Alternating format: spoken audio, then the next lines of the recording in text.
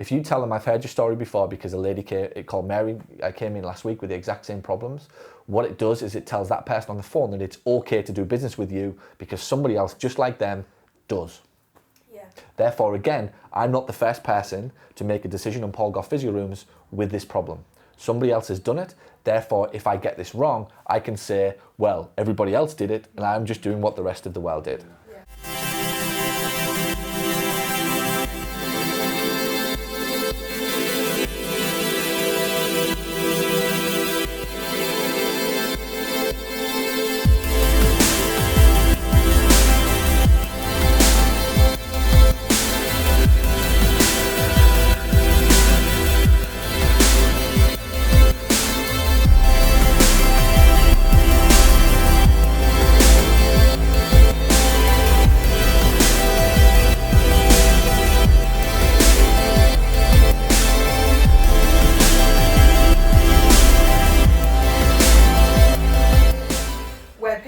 And then you say, oh, look, Paul, we've heard your story before, we see this quite a lot now, and you sort of feel like, you can hear them on the phone like, oh, I'm speaking to somebody who's like...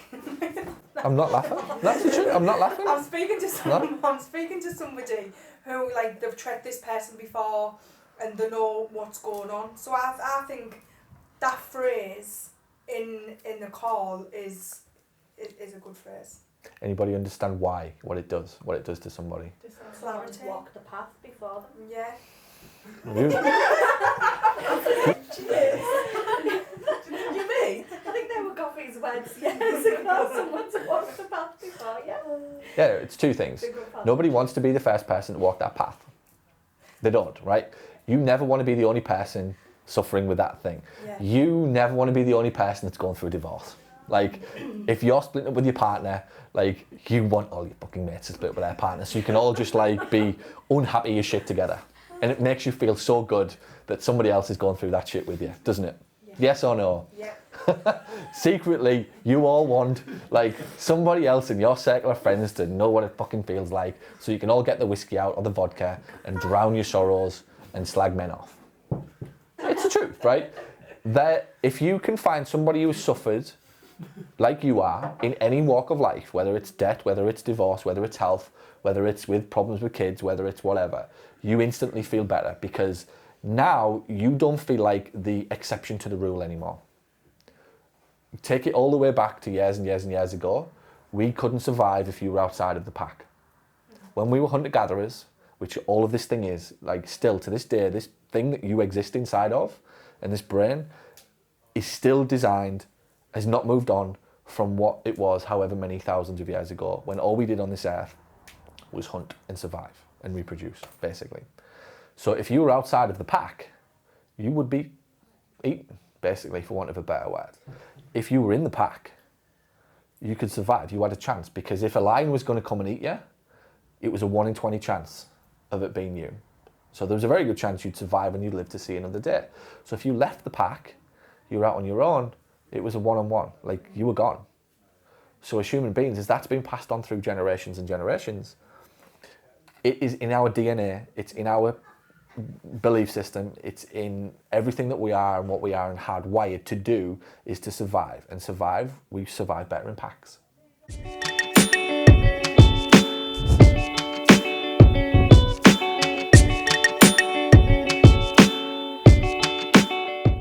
So as the person suffers with lower back pain or he suffers with neck pain or whatever it will be, one of the things that makes him feel better instantly, it's back to that irrational tooth pain.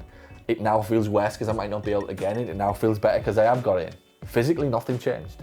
For a person suffering with back pain, they do not want to be the only person suffering with it because they're outside of the pack. If they're outside of the pack, they're vulnerable. You put them in a pack, they're safe. Even though the pain's still the same, the problem's still the same. Psychologically, they feel less vulnerable. Facebook has created a pack. You're in the pack. We're all in it together. The guy who's outside of the pack, it takes a lot of balls not to be part of it because he feels like he's missing out. What if he's missing out on something that he needs to know to survive? That's the belief pattern that's going through their body. So as the masses are addicted to things like Facebook and Twitter and every 15 minutes looking at what somebody's doing. They're doing it because they feel like they needed to know what is going on to survive. They can't live with the feeling of missing out on some information that subconsciously they think they needed to know to survive, or be insignificant. They will be made to feel insignificant if they didn't know something was going on that they could have found out on Facebook. If they're insignificant, it doesn't fill one of the basic human needs. So when you tell a patient, we've heard your story before, you put them into a pack. Yeah. That's what it does. They're not isolated anymore. They're not on their own. They're not vulnerable. Somebody knows it. It doesn't really matter anymore now. They can forget about it because somebody knows their problem. And it goes back again even deeper to every single time you have a problem in your life that lasts for a few days or pain, your brain just kicks into shit. Like, what if this is? Like this thing called Google now, you'll put your symptom in and the first thing you'll see is probably cancer or like, doesn't matter what it is. That's just what you'll see when you Google. Yeah, well, you'll just see like survival rate 20, and you're like, oh shit. Like you'll see a snippet of it and it's like, oh my God. Like, and then you'll do the worst thing. I don't even want to read it, but you've seen 20% survival. Fuck. Like, and that's on your brain now for 3 days. And you can't live with yourself anymore. So it'll be a decision that when you tell them you've heard it before, somebody else knows the answer. If somebody else knows the answer, I can stop thinking about it. It's over to you. It's clarity. Yeah. But you've also absolved me as a patient from having to make any more decisions. I don't have to search anymore. I don't feel vulnerable. I can basically just plonk myself in your world because you know what you're doing. You've fixed this before. And what it also does is a big one, don't neglect this one. If you tell them, I've heard your story before because a lady called Mary came in last week with the exact same problems, what it does is it tells that person on the phone that it's okay to do business with you because somebody else just like them does. Yeah. Therefore, again, I'm not the first person to make a decision on Paul Gough Physio Rooms with this problem. Somebody else has done it. Therefore, if I get this wrong, I can say, well, everybody else did it and I'm just doing what the rest of the world did. Yeah.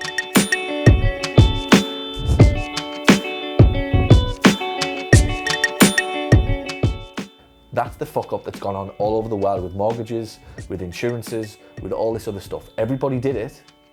Smoking. How did smoking come around? What was it in the 70s and the 80s when cigarettes went through the roof? Everybody did it.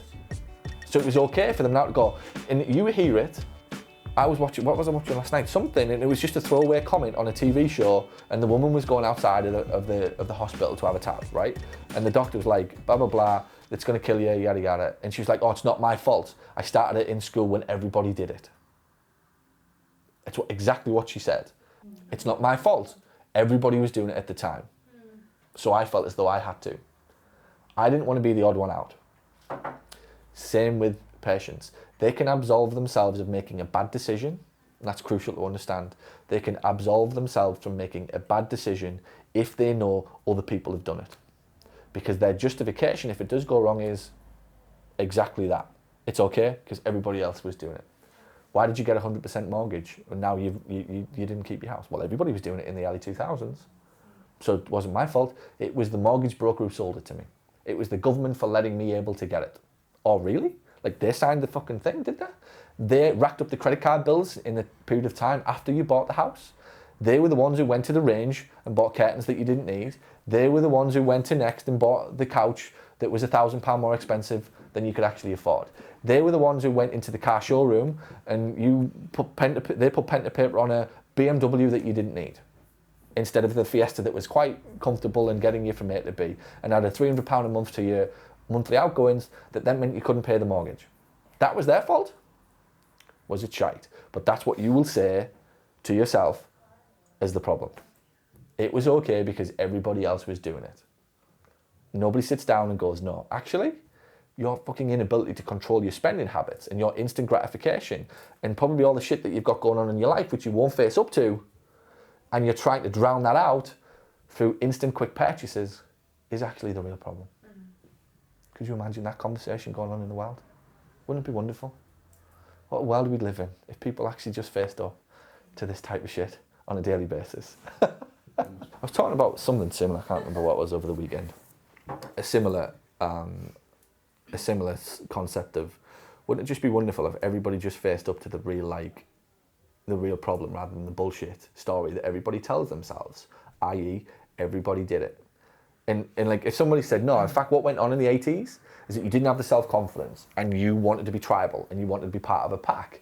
And even though you knew full well that it was going to kill you or that it wasn't a great habit because you smell and you look awful or whatever else, you still went ahead and did it because it was easy for you to be part of a pack, which is fine. That's what we do as humans. So instead of us teaching fucking Henry VIII and all the shit that goes on in school, why don't we start having these conversations at 14 and 15 to stop people from getting involved in these types of situations? Ain't gonna happen. But it would be nice, wouldn't it? Yeah. We would be slightly able to live. We'd be in a better position to be more successful in life if somebody did. So that's the story of why that is so significant. Every time you tell somebody, we've heard this story before, you're saying, we help people like you, somebody else just like you has made this decision, aka it's safe for you to come and do business with us because you will be able to absolve yourself of making a decision or getting this wrong because other people have done it. If other people have done it, I'll go. Yeah. Where did you go on your holiday last year? We went to Benidorm. We might have a look at that. Should we have a look at that? Yeah, let's have a look at that. So-and-so went to Benidorm last year. Well, let's have a look. AKA, she knows what the Benidorm strip was going to be like and what the nightclubs were going to be like and the boozes and is Only Fools and Horses bar still open and all that type of stuff. Because if it is, well, maybe we can go because she had a good time, so we'll have a good time. Well, how about Becky's needs and wants might be a little bit different to ours. No, but she went to Benidorm, like she had a good time, so we're going to go. And then if it's shit, we'll all blame Becky. How many times will you hear that this summer? Oh, God. Where did you... I'm thinking about going on holiday, right? Anyone got any suggestions for holiday? Will be on Facebook. Thinking about booking a holiday. Well, we're thinking about going on holiday, but we just can't decide where to go. Where did you go? Where did you go last year, Vicky? Portugal, right? Or whatever. Well, we went to Portugal and we had a great time. Did you? Well, we might have a look at that. And then a week later, it's like, thanks for that. We've booked Portugal. Oh, okay. So you spent 3 months agonising over whether you go to Portugal, Cyprus, Italy, Ibiza, France, Spain, wherever, right? This whole 3 month agonising over it. And then a chance conversation with a receptionist in a physio clinic who tells you the Portugal was fine and safe and nothing's going to go on and you'll have a good time, allows you to go home that night and book Portugal. And then you come in the next week, we did it. We booked. Oh, did you? Yeah, we booked. That's what we do. Yeah. That will go on all summer in millions of people's households. 3 months of agonising over a decision, a chance conversation with some random guy or some random girl who tells you that it's okay to go. What she does is absolves you of the decision-making process. If she gets that wrong, the husband is going to have a whinge at her and she can say, well, that Vicky from the physio room told me it was okay. That will be the first words out of her mouth. That's why we all make the decisions in the way that we do. And you will do it in every single aspect of your life from now till the day you die. It's safe to make a decision. That gives you a safety net to blame somebody. It's not your fault. Same with your patients. They will be doing exactly the same. They're looking for proof or looking to absolve themselves from getting the decision wrong. A, helping them make it, and B, from getting it wrong. That's the crucial thing. We cannot live with it.